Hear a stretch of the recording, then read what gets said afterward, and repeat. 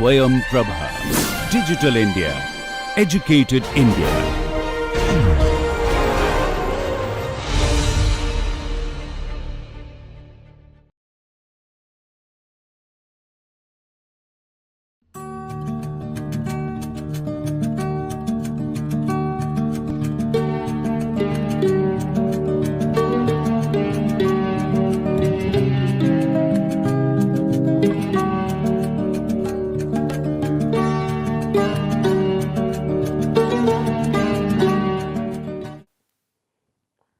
Hello all, welcome back to the course. So this particular lecture is on map display and visualization.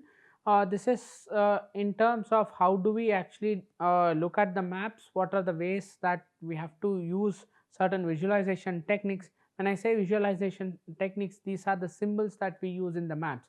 What kind of symbols that we use, how we use it, what are different styles that are there for representing different quantities, what are the different measures that we use. So all of these things that we would learn in this particular lecture. So now we are actually graduating in terms of looking at how the practical aspects can be looked at from the real world perspective. So please be careful in understanding each and every aspect, so that when you are actually doing it on practice, it may be very easy for you to understand at a one go. Okay, so as I said, in the concepts that we would cover in this particular class is on visualization process in GIS, the information transformation, how we transform information into conveyable images, then look at maps and cartography, then map graphic symbols, what are the symbols that you use for different types of maps, then how do we select, or are there certain styles that through which you select your map symbols. Okay, so we would look at all of these aspects when we go on in understanding different parts. The first thing is visualization. So whenever I speak about visualization, most of them assume that I am trying to give some picture of maybe the model picture of 2030, 2040 or 2050, so that the visualization doesn't just mean that. Visualization means that whatever you are trying to communicate visually, okay, it may be in any other way, you are trying to put in symbols, you are putting in text, you are putting it in colors. So how you are trying to convey the most complex phenomena in the most simplest languages, that is what it means by visualization. So visualization also means that very complex phenomena is put in a simpler way in most interactive graphics. Okay, it can be even interactive text. So but it has to be extremely useful. Just with a one go, people will understand what are different graphics. So that is what it means by visualization. And in GIS, the final portion of it, when you deliver the data, when you show the data, when you are actually putting out the data, the thing that actually matters is how you have visualized your entire data set. It doesn't matter how you have created your data, how you have done, but once you have some meaningful information, the final thing that people would look at from you is visualization. If you can put them in the most communicable way, then it is the best practice that you have followed. Okay, so GIS is very effective in terms of visualizing geospatial data. So I am very specific, it's not data, it's geospatial data with with any greater details that you may have. The map user can locate geographic objects, while the shape and color of signs and symbols representing the objects inform them about the characteristics. So here you should understand these aspects. A map user can locate geographic objects, okay, bar entities. Okay, now these entities would have certain shape, certain color of, where it will be represented in a form of a sign, bar shape. Okay, these are representing the information to the user, the signs. For example, you would have seen your the Google map, right? So when you look at your Google map, let's say if you are trying to look at where is your airport, okay, if it is representing something like this, Okay, this is where your airport is. It refers to you by a symbol something like this. So it is referring to an airport. Okay, so it is actually telling you that that is the place where the airport is there. So that is what is a characteristic of a GIS. Okay, the queryable map reveals the spatial relationships, the patterns, and offers an insight in and overview of distributions of a particular phenomena. Now, so when you are looking at visualization, you are looking at in the form of a data to display. Okay, you take in data, you use the data and then display the data.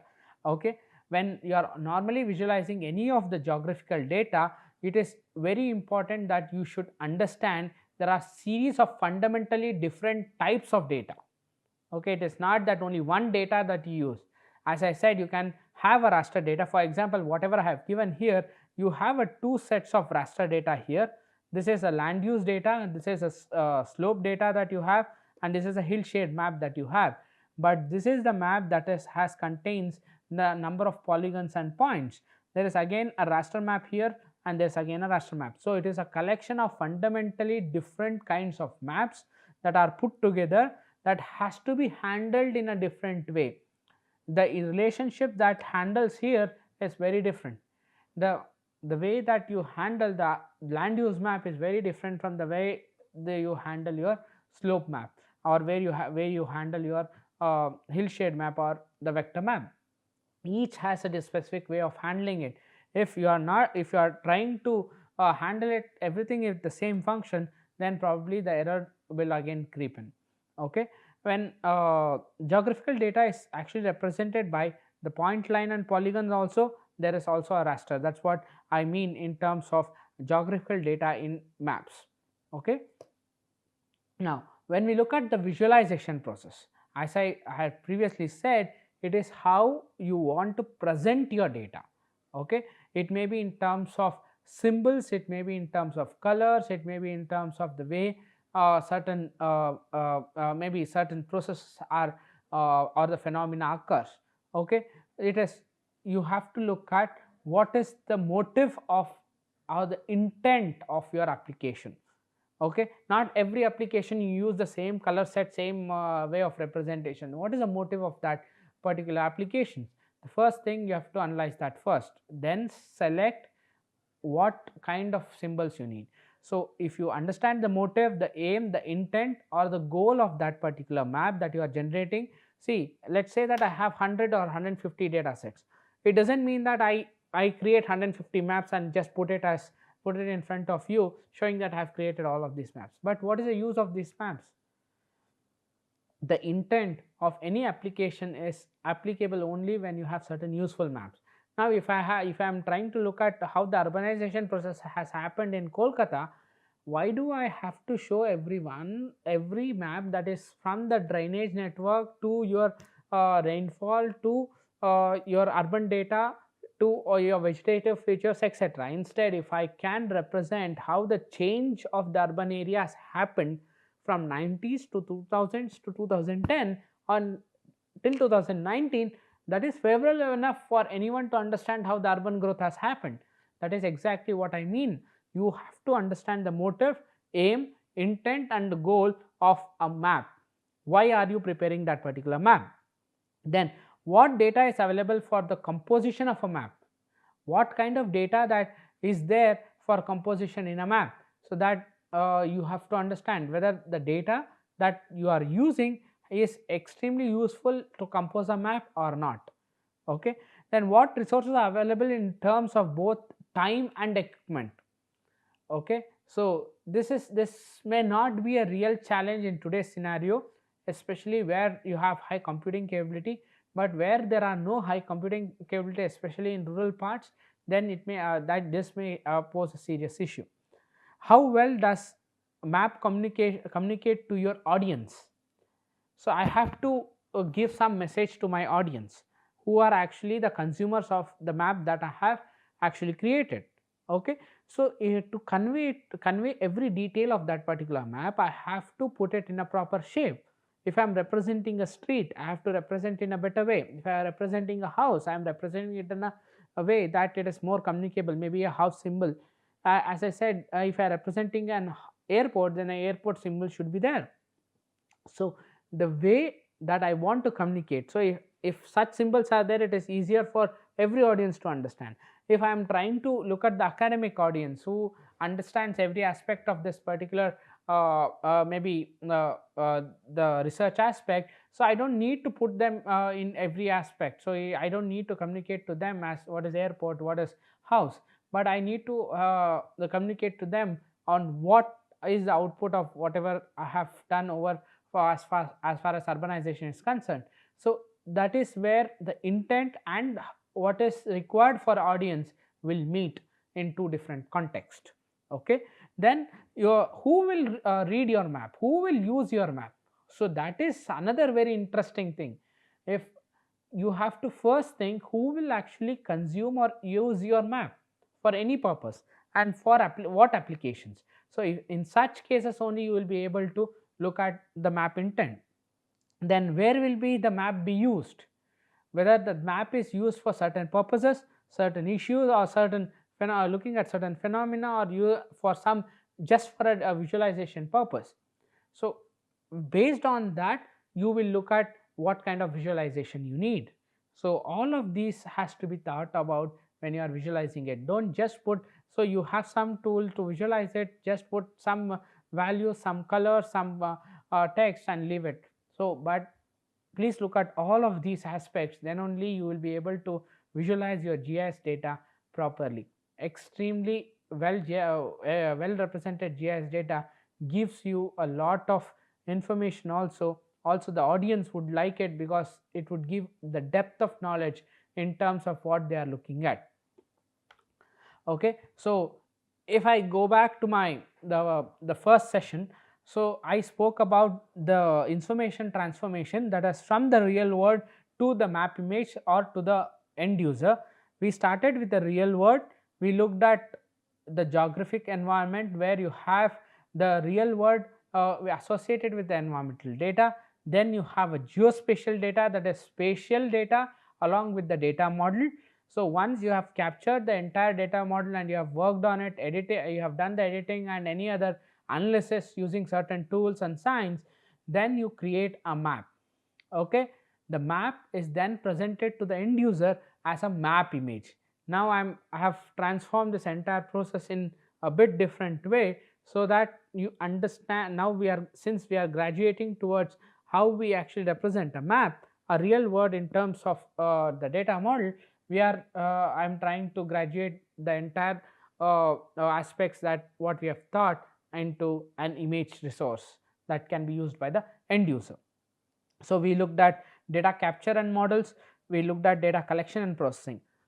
Next is the selecting, symbolization and generalization, and finally it is analysis and representation. That is what we are learning now. Okay, so now people would have heard about cartography. Okay, cartography is actually a science of making and study of a maps, or making of a maps, or even a study of maps in all their aspects. That is nothing but called as a cartography. It is art or science of making and study of a map in all aspects of what that maps gives information about. So aims of cartography is to achieve an intuitive recognition and understanding of one or messages in a map, in a particular map that is we are trying to use. Cartographers classify maps into a general reference or based on thematic reference. Now the cartographic maps are based on thematic references, and qualitative and quantitative. Okay, so you can have qualitative maps also, you can have a quantitative maps also. That is based on the requirement that you have and the end user who is trying to use your maps. And to display a spatial feature on a map symbol is used to indicate the feature, location and a visual variable. That you should remember. And then symbols are often used to show the feature attribute data. Okay, now I am trying to connect with the spatial data to an attribute data. If you want to represent an attribute data, then you show it in terms of symbols. Okay, so when we look at map graphic symbols, these are visualization that is for human ability to understand in terms of pattern, context and differences. So if you want to understand in terms of pattern, context and differences, then you use map graphic symbols. So Jacques Burton systematically classified the use of visual elements to display data and relationships into parameters. So he explained how we can look at the visual elements and display any of those geospatial data that we would have generated in terms of relationships and in different parameters.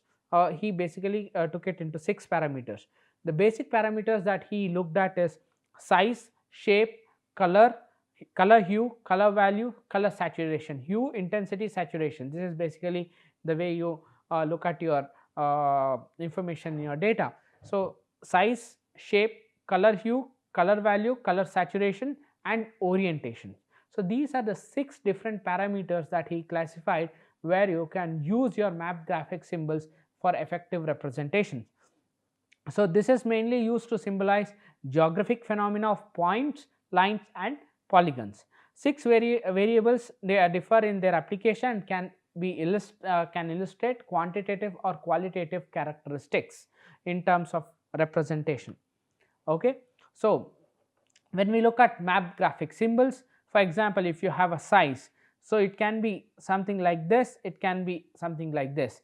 For example, you would have seen the population map of the globe. The bigger the size of the symbol shows you the bigger the population, a smaller size will show you the smaller the population. Or you would have seen the urbanization. If you have not seen, please type in the urbanization across the globe.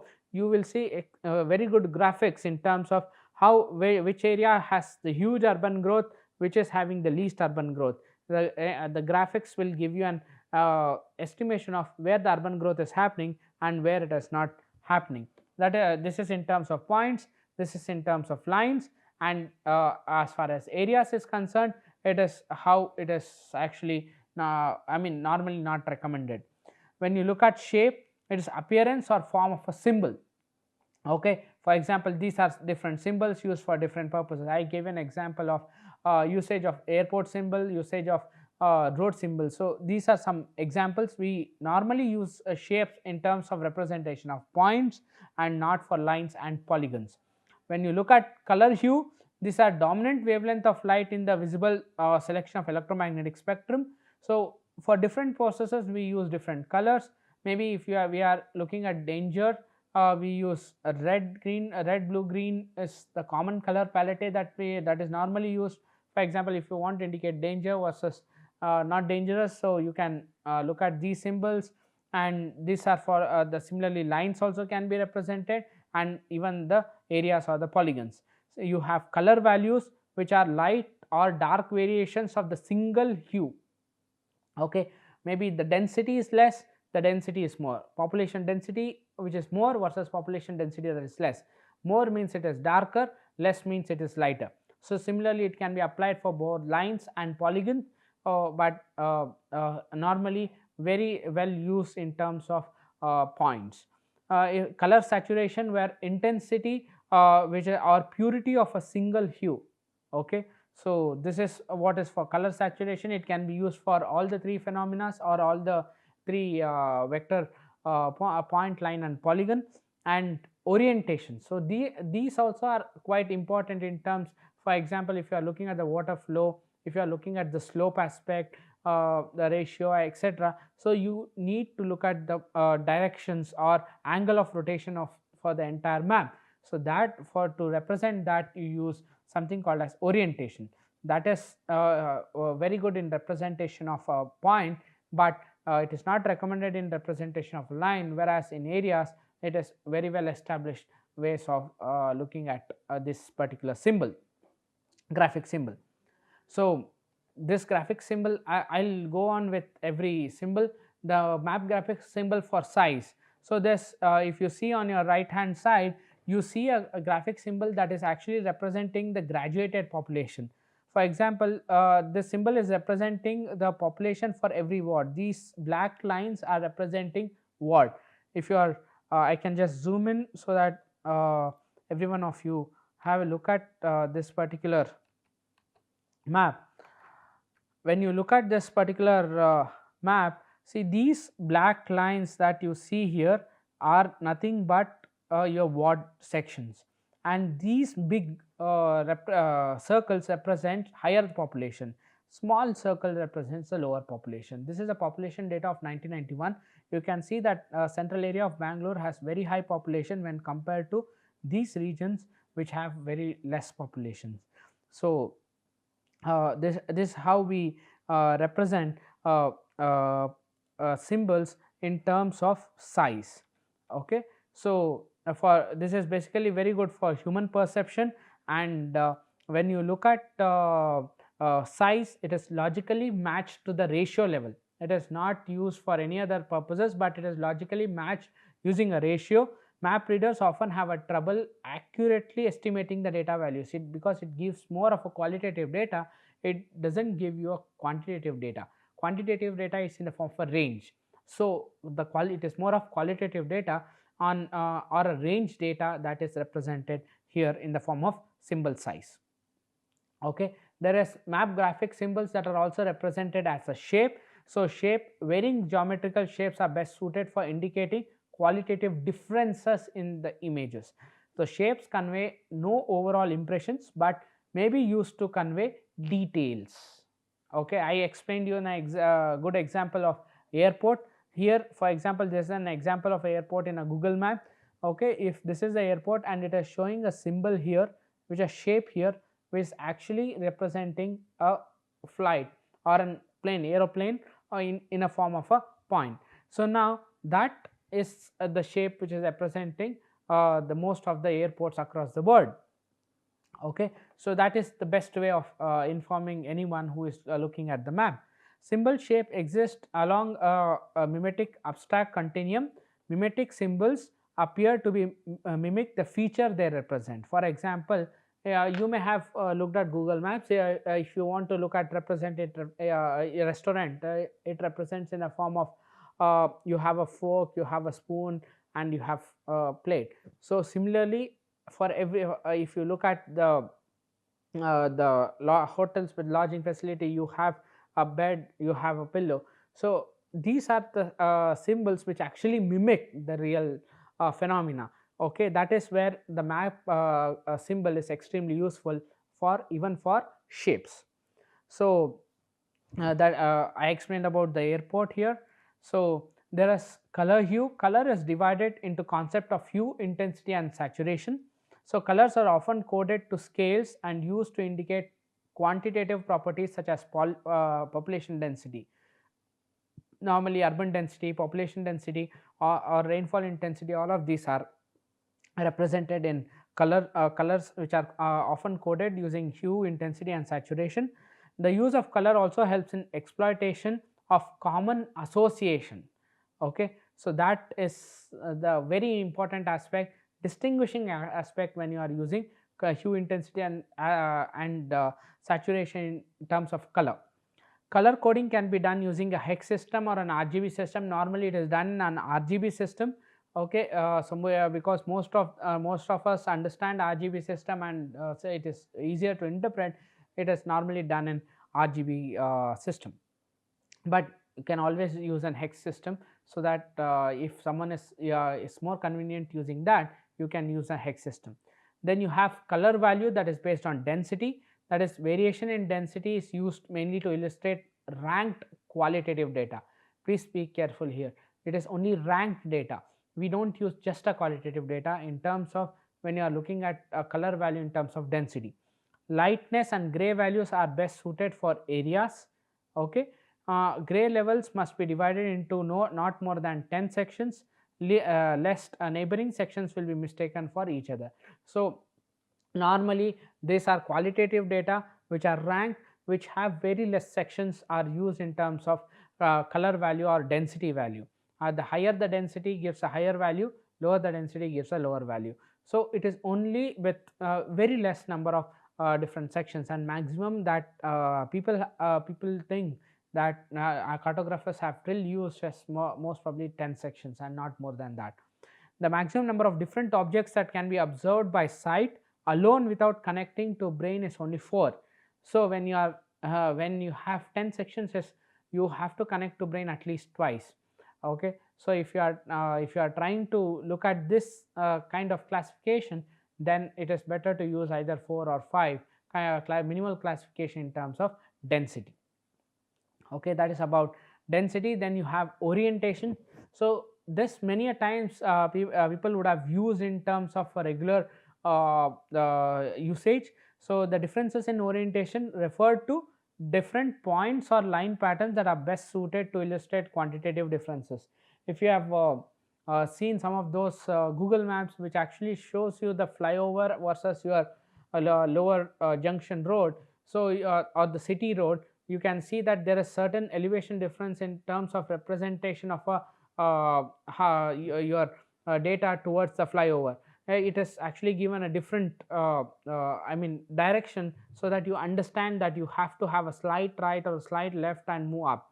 Okay, so such orientation is very important to discriminate two objects of the same nature, and thus it is very effective in representing the nominal data set rather than any of the qualitative and quantitative data set.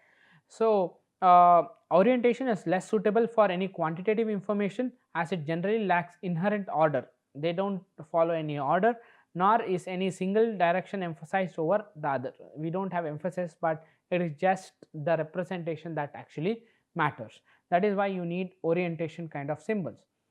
Now when you look at selecting, so you have so many kinds of ways of representation. So for each you have understood now for what you use what kind of symbols, or what may be represented in what, so you what kind of symbols. So you have understood all of this aspect, but there you if you are trying to select map symbols, there are certain ways that you have to look at. For example, when you are looking at the classification code, NRSC has its own land use classification code that is for the Indian subcontinent. So we follow the NRSC color codes in order to do the classification, land use classification. Similarly, when you look at the other guidelines, you have select point lines or symbol areas. These guidelines appear to consider the final application of the map. That is the first aspect that we have already spoken about earlier, that what is the application of the map, who is the intended audience, that you have to look at it. Consider characteristics of the cartographic variables. So now for example, if you are representing let's say the population, and you try to represent it in form of a symbols, it may not be very effective. Instead, if you represent it in a form of shape, as I explained earlier, it would be much easier representation and gives you much more flavors. Okay, for example, here this particular map is representing the urbanization possibilities. If I had represented more gradations here with 50, 51, 52, 53 to 100, then it is very difficult to interpret what color is representing and what is the probability of that particular region to grow. Okay, so that is exactly what I mean by when I have to use cartographic symbols. Okay, this is representing a modeled data of for Kolkata. When you are using symbols of equal impact to represent equally important variables only. Okay, keep this in mind. Most of them, when they are representing, they make a mistake that if they have the equally important variables, they try to represent in different ways. So that leads to or is a very similar way, but that leads to a lot of confusion, and also it may not represent the real world phenomena, or it may not reach the intended audience.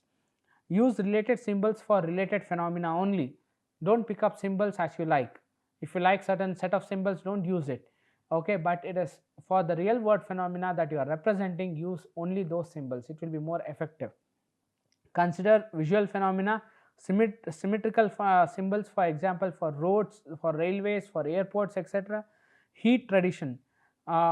Mainly, for example, this is a tradition, basically a red which is actually representing a danger or a threshold, and a blue that is representing a sea or better usable region. So these standards, if we can use the traditional standards, then it is very easy to communicate whatever you are trying to put out as data to the end user and to the audience. Okay, so and when we look at typical map library, we have different set of symbols that you can use. If you go into your entire in QGIS, you will have huge amount of symbol libraries that you can always import and use it.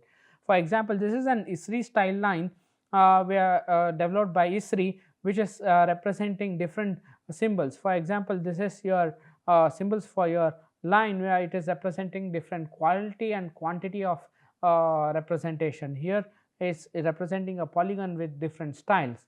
So you can use these symbols in terms of representations. And this is a symbols that is used by QGIS along with these. So you have, for example, airports, you have ships, you have your north arrow, you have your car, you have your parking. So all of these symbols can be used in an effective way. You have your railways here. So this is a junction, whereas this is a moving track. You have vehicular signal. So all of these symbols are representing the real world phenomena. So only thing is, use them more judiciously, so that your map becomes more logical. Okay, so errors in what are the if someone asks you, okay, so this is what this is basic symbol selection that we have to do, but there are again errors in the usage of these symbols. One is in first of all is the usage of the cartographic variables. So how do you use all of these symbols? Then background color sometimes is too strong compared to that of the information present, so that has to be matched. In many places, most of the thing happens like this, so you have to be extremely careful. Excessive number of dissimilar themes presented, so don't use dissimilar themes, either have the same thematic representation for all the layers, so it will be more pleasing to the eyes, and even interpreting it is much easier. If there is no way of representing it in a similar lines, then only go for the different way of representation. Inadequate legends. So there are many places where their legends are inadequate. You may have missed certain piece of information. Please look at it very carefully. That is where the error comes as a part of cartographic. Even your map data, everything is ready, there may be errors in this. So you have to look at every part when you are preparing a map using the GIS systems. Okay, so to summarize today's class, we have looked at what do you mean by visualization process in GIS to create visually more sensitive information that can be delivered to the user. Information transformation in terms of real world to maps. How do we convert it from real world to maps? We looked at cartographic symbols, we looked at graphic symbols like size, shape, color hue, color value, color saturation and orientation. We looked at how do we select maps, map symbols basically. Then errors in cartography and selecting, how do we actually look at all of these aspects. So if we have understood this, then probably even creating a map and working on a map is much easier. So this is about how do you create cartographic information.